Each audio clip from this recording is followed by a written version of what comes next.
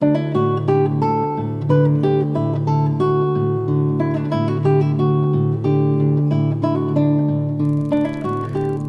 to Creative Conversations. I'm Roger Humphrey. In this episode, I'm pleased to welcome first-time author Janet Defever. Please join us as we discuss the true story behind her charming children's book and her process for writing and publishing. Before we begin, please take a moment to hit the subscribe or like button. It's an easy thing to do, and it really helps the channel a lot. Thanks. And we are welcoming Janet Defever to the program. Hi, Janet. Hi, Roger. Thank you so much for coming on. I appreciate this a lot. You're welcome. I've been very excited to talk to you. Oh, great. This is great. something I get to do very often, so I'm excited to tell you about all the things I've got going on. Oh, awesome. Awesome. Well, you've got a book that's been out for a couple of years called Second Chance Christmas. Does that sound right? That's right. Second Chance Christmas, a true story. I have it right here. Uh-huh. Okay, cool. So do I. Oh, and you do as well. That's awesome. Oh, yeah. It was probably about a year and a half in the making from the time I started writing it until it was published. And it was a very fun experience working with a publisher. And I published it through Mission Point Press in Traverse City, Michigan. Uh-huh. And they were wonderful to work with. I don't think I could have ever done it without a publisher. Some people go through Amazon and, publish it themselves. I don't think I would have been savvy enough to do that. There's just so much involved, getting an ISBN number and filing all the paperwork for those things. And, it was overwhelming for me to even think about doing that. So I was really excited that they would be able to take care of all the details for me, and I could just do what I love to do, which is write. Which is really that's their function, isn't it? They Yes. If you try to do it all by yourself, if it does feel like you're drowning sometimes. It does. And, so much of it is just outside of my knowledge, publishing and promoting and all of that stuff. So it was really nice having them take care of everything. And I could just work with the illustrator, and, it was a very, very interesting experience, and I would not hesitate to do it again. Well, the finished product is gorgeous. It's a beautiful book just to physically look at and to hold. It's very nice. I'm looking forward to sitting down with my great-grandchildren and reading. My grandchildren are too old for it, but I'm looking forward to sitting down with my great-grandchildren and reading the story. And some of them are certainly old enough to read it themselves. So that'll be nice. It's a beautiful. So tell us about the story. Give us a little quick, like a background on the story. Okay. Well, the story began. It's just a story from my childhood, and one particular Christmas on our family farm that has always stood out in my memory. And when I first started working at Hillcrest Elementary, I was a parapro there for 10 years. Part of my job was working on the playground, supervising, and actually it was probably my favorite part of the job because I was able to talk to children all the time, and they just have such an interesting perspective on life and the way they see things, and they're so open to sharing their thoughts and ideas, and I love that part of it. So one year I was on the playground with them, and it was around Christmas time, and we were talking, and they were talking about Santa and all the things that they were looking forward to at Christmas. And I said, I have a bell from Santa's sleigh. And I said, You do? I said, yeah. You want me to bring it into school? And so that was like right close to the weekend. So I brought it the following, Monday, and told them the story of how I got this bell. And so probably for the first 4 or 5 Christmases, I went to classrooms and told this story just as an oral story, and without any embellishments other than the bell. Uh-huh. And so it just, it kind of grew from, telling it in one class to going class to class to class every Christmas and telling the students about my experience and what it was like growing up on a farm in the 60s and 70s. And a friend of mine who is in the acknowledgement as well, Chrissy Hancock, she's a teacher, or was at that time a teacher at Hillcrest, encouraged me to write it up as a book. And I didn't really think about it too much. I thought, oh, I don't know. This is okay, just doing it like this. And she just really kind of kept pestering me. You really need, this is a great story. The kids love it. You really need to make it a book. And so one year right after Christmas, I got online and Mission Point Press came up. It was the first publisher that popped up on Google. And so I called and spoke with them, and they were wonderful to work with and gave me all the information I needed. And they put me in touch with an illustrator in Tahin Robles, who did a beautiful job on the book. Oh, it's gorgeous. Yeah. It is. And so he, it was so fun working with an illustrator. We never met. I never met any of them in person, but we just, texted back and forth and emailed. He would email me sketches of, what he had in mind. And I sent him pictures. And in fact, at the back of the book, there are photographs.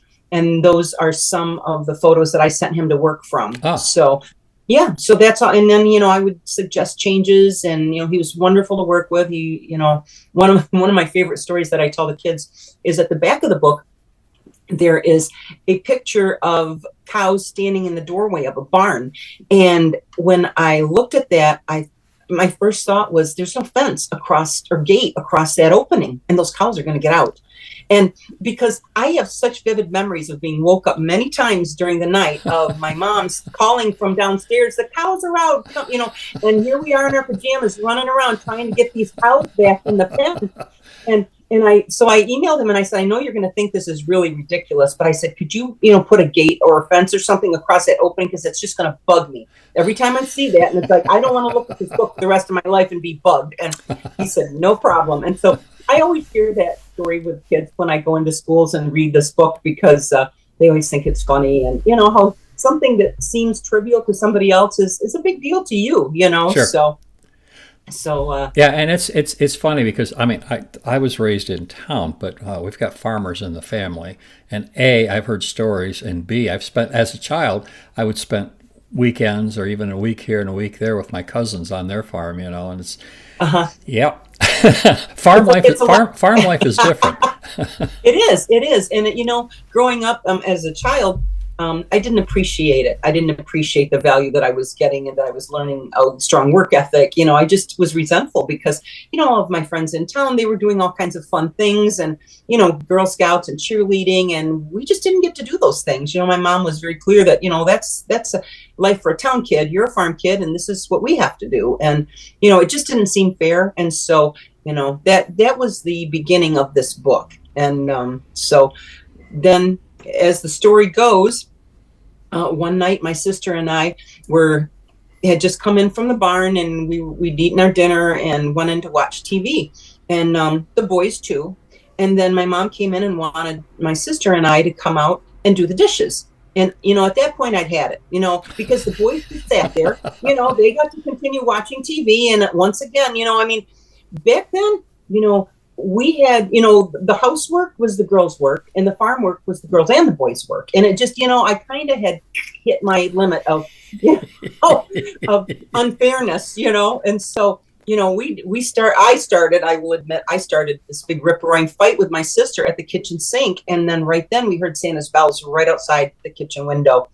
And it was just a few days before Christmas. And, back then, and this is something else that kids don't realize until I talk to them about this, we didn't get a gift every time we turned around like kids tend to do now. We didn't even get gifts for our birthdays. We got a cake, and that was it. So Christmas was the only time you got something new. And if you blew it at Christmas, you were done for another year. So it was a big deal that we got caught fighting, right in front of Santa. Oh, yeah. It is a, and yeah, the kids today, and I don't blame the kids today. I think it's I think it's great in many ways that that they don't have to, they have all that we're able to give them. But right. Boy, I'll tell you, you and I can go back, and I'm a lot older than you, and so we can go back and think back to when we were kids and go, wow, it was way it was way different. But I remember talking to my mother when she was a girl, and she was a child of the Depression. Oh. Yeah, and they had nothing. And they would, if they were lucky, they would get a cake. she was one of 7 children. They were lucky they would Oh, have a cake. One year they didn't have a Christmas tree because they couldn't afford a Christmas tree, and each of the kids got one homemade gift from mom, and that was it. My grandmother, and yeah. that was it. That was it. That was your gift for the year. Mhm. Yeah. And it Yep. was And that's my same thing. My dad grew up just at the tail end of the Depression, and he talked about the most wonderful thing under the tree was a dish of roasted peanuts and a dish of tangerines because they never got fruit. And so, that was one of the really neat things of working with an illustrator for my book was that I could have him put in those memories of my oh yeah. years because my dad always made sure that that was under the tree every year. There were still roasted peanuts and a bowl of tangerines because those were kind of whole memories from his childhood, and he wanted to continue that on with us. So that was what I loved about working with an illustrator. Things that were special to me, I could ask him to put in the book. Where if I worked with a traditional publisher, I would have had no input. And for me, that would have been a huge sadness because not only is this a nice childhood story, but it's my history, and I Right. want to be able to pass that Right. down It's to my your kids. story. Right, and I want those symbols and those special things to be there so that they're remembered. And another cool thing that he was able to put in there was I have very little from my childhood as far as memorabilia. I don't know what happened to all the dolls. I think we went to school and they disappeared. Because my siblings and I think we've got Rock'em Sock'em robots up in the attic, and that's about it. Everything else just kind of walked away. But I made an ornament when I was in kindergarten, and it's just little glass beads on a pipe cleaner wire, and it's a little hoop. And so I sent him a picture of that, and he put that on every tree that's in the book. Oh, how So nice. yeah. So when I look through the book, there's just lots of little bits and pieces of my childhood, and it's really nice to be able to see those things incorporated in something that's tangible now. So, what are you willing to maybe read a little bit from the book? Just a little bit? Oh, sure.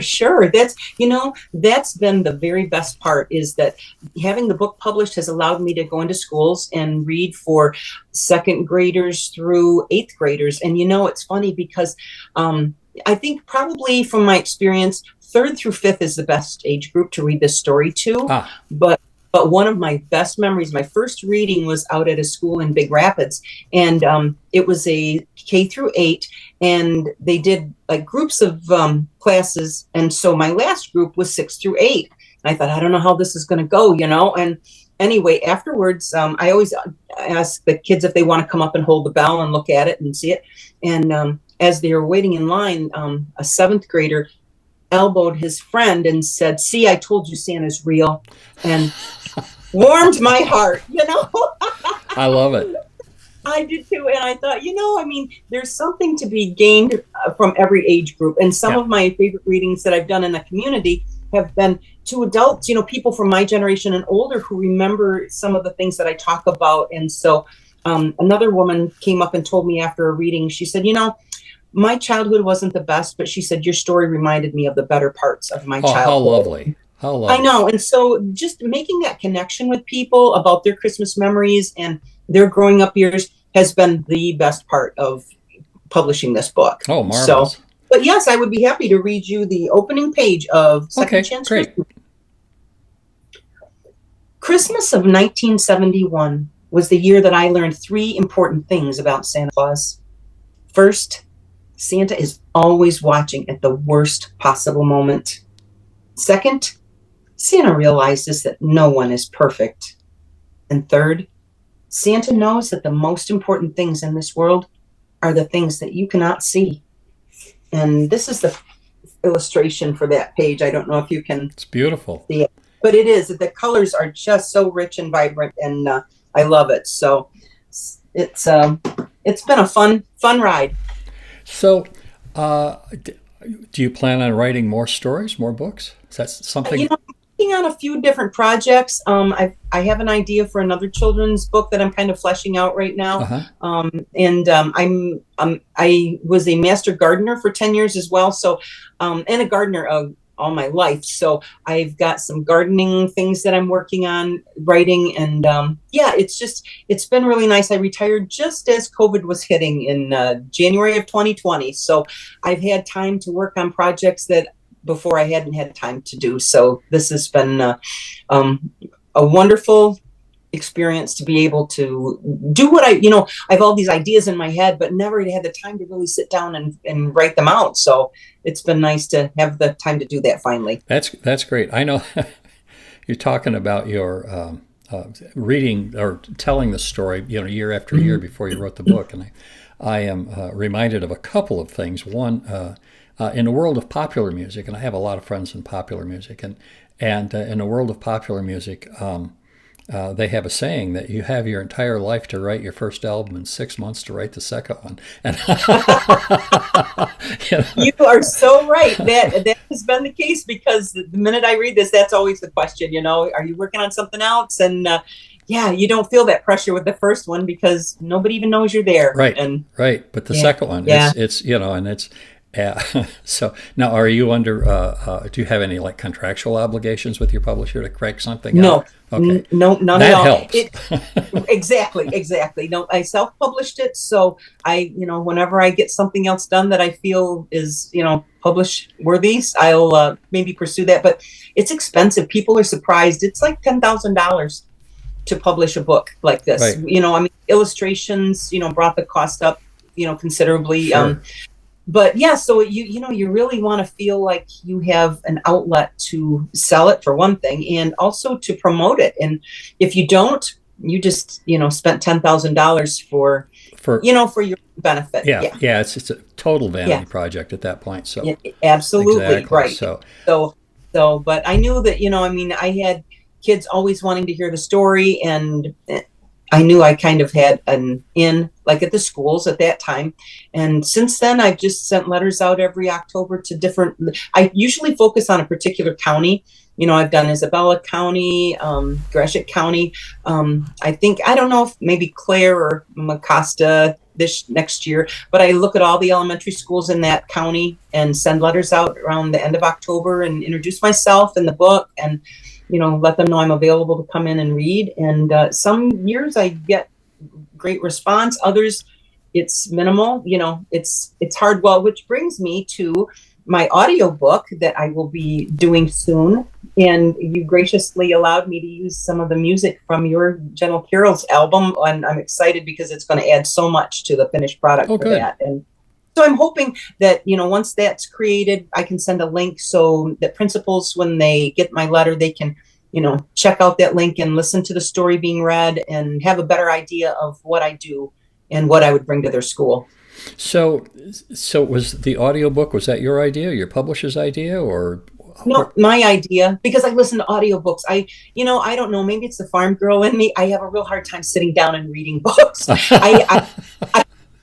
I joke with my kids, I collect a lot of books. I don't read them because I just feel lazy. If I sit down, I should be doing something productive, Yeah, that's the way I feel. Yeah. And so I tend to listen to a lot of audiobooks, and, I've probably over the last 10 years have listened to countless audiobooks. So I just know that sometimes it's more accessible to people to be able to listen rather than sit down and read. And so I think so much of what I do when I go into the schools is my delivery of the book, the way I read it. I thought it would probably be beneficial for principals to be able to hear how I read it and not just read the book themselves or glance through it. So I'm hoping it'll work. If not, I'll put it up at Christmas time on my Facebook page and people can listen to it that way. And, it'll still be fun. I'm working with my son, and he's helping me put it together. And I'm excited to do that because he has a lot of creative ideas, and it'll be fun to work together on it. Yeah. Oh, that'll be fun. Yeah, that sounds like fun. Mm-hmm. So when you write, do you have some sort of a routine that you work with, or just whenever? Whenever what I've started to do is go to, we have an old farmhouse, 1890s farmhouse, and we just did our final renovation in the upstairs. And in fact, that's where I'm at right now. I'm in my office upstairs. This is a very small room. And I thought, this is going to be great. And, I'll have a space that I can write and, away from everything. And we have 3 cats, and they sit on the other side of the door and scratch and meow. And so So I end up going down to the Ballyhoo Brew coffee shop in Elma and write frequently. I get a lot more done there, even with the noise and, everything around me. It's not cats, making me feel guilty for being, in here doing something that I want to do. So I try to get down there a couple days a week and write and work on projects. And so it's probably, since I've started going down there, the most consistency I've had. Otherwise, for so many years, it's like, well, when I have time, and you never have time. There's always things that are pressing and need to be done. And so when I'm there, I don't feel pulled to go do laundry or, go water the flowers. I can just be there and write. Yeah, so. I have. I had that problem early on when I started working from home. Was I would come into my studio, and this is a different place now, but I would come into my studio and I would feel guilty. Say, oh, I should be doing this, I should be doing that, and you can rattle those things off, Right. And I had to get over it. Like, okay, yes, this is my job, this is my work. I have to go to work like everybody else does. Yeah, right. And it's hard to put yourself into that. And also for me, particularly 40 years ago, 50 years ago, it was hard for me to get the family to understand that. It was sort of like, well, Roger can do it. He's home. He's not doing anything. You're right. And right. It's like, yes, I am. I'm busy. And so yeah, if I wasn't physically teaching a student, they just thought that I was doing nothing. He's just playing guitar. Right. Well, no, there's much more to it than that. So yeah, that was a process. Now the kids and the grandkids and now the great grandkids all know, this is my space. They're not allowed to come in unless I invite them in, and if that door is closed, they're not supposed to knock unless the house is on fire. And I mean, it's just because I might be doing something like this, or I might be teaching, or something like that. So, but yeah, it takes a while to kind of get into that a little bit. So, and change that mindset that it's not selfish. No, it's your job. It's right. It's so. So I have to ask though, a couple of quick questions. Number one, when you write, paper or computer? Paper. I could never write on computer. Paper and pencil. I have tons of paper, tons of pencils, and that's how I do it. For me, I'm not an accurate typist, so it's too distracting. Every time I make a mistake, my train of thought's gone. And so I write everything out longhand, and then I transfer it over, after I get through all of my scribbles and figuring out what I want to do with things, and then transfer it over onto a computer. So okay, now how is the final draft of the book, when you sent that to your publisher, how is that different from the first draft? Oh my goodness, tremendously different. I mean, I'm fortunate both of my kids have writing degrees, and so they looked everything over numerous times for me, and they would find things that were inconsistent, or because it's a true story, but there are bits and pieces of it that are taken from different times in my childhood that maybe didn't happen that particular Christmas, but they happened a different Christmas. So it's kind of this amalgamation of childhood experiences all brought into this one story, and so there were, little things that I didn't catch that they did. So that was really, and that was another fun part of it too, is, we spent many hours sitting around, talking about things, and them making suggestions. And it was fun working with them on that. So now this is a children's book, but you said you're looking at some gardening books as well to possibly write. Is that correct? Did I understand that correctly? Well, it's okay. I have to, and I have to be honest. Every time I explain to someone what I'm doing, I kind of get this deer in the headlights look, because, it sounds a little crazy, and maybe it is. I don't know. I'm hoping that it, pans out to be what I want it to be. But I love advice columns. I have read advice columns forever, and I spend a lot of time in the garden. So anyway, I came up with the idea to write an advice column written by some of these flowers who are out in the garden. Oh, I love that. I love that. And issues. And I have 16 columns that I've written. I've just finished my last one, the rough drafts of all of them. And they're all written by flowers with women's names. So Dahlia, Lily, Rose, so Anyway, it's, they all have issues, and I've tried to parallel their issues with women's issues. I mean, just, oh gosh, I'm trying to give an example here. Jealousies, insecurities, and so anyway, they write to Prunella.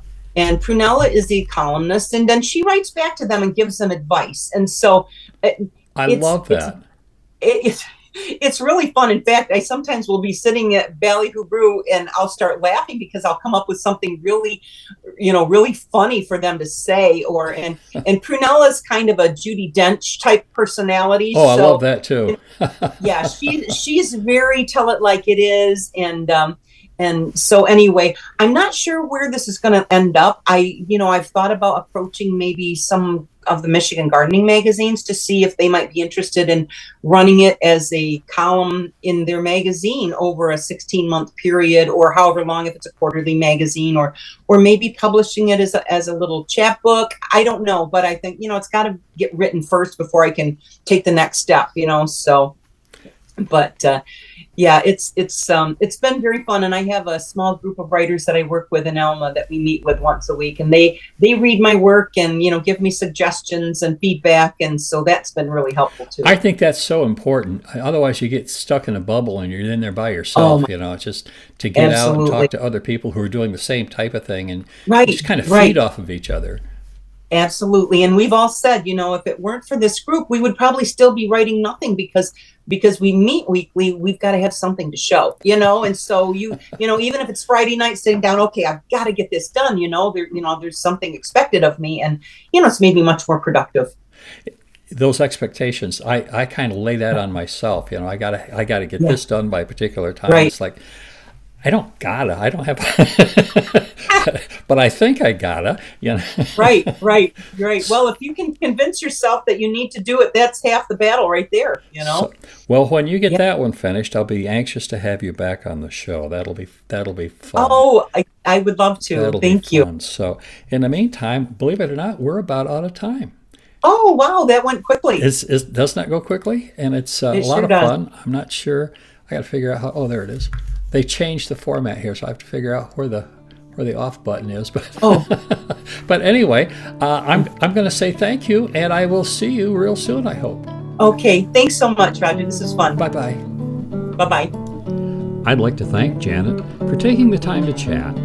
If you'd like your very own copy of Second Chance Christmas, I urge you to order a copy from your local bookstore or Amazon. There's a link in the description. I would also like to thank you for taking the time to join me on Creative Conversations with Roger Humphrey.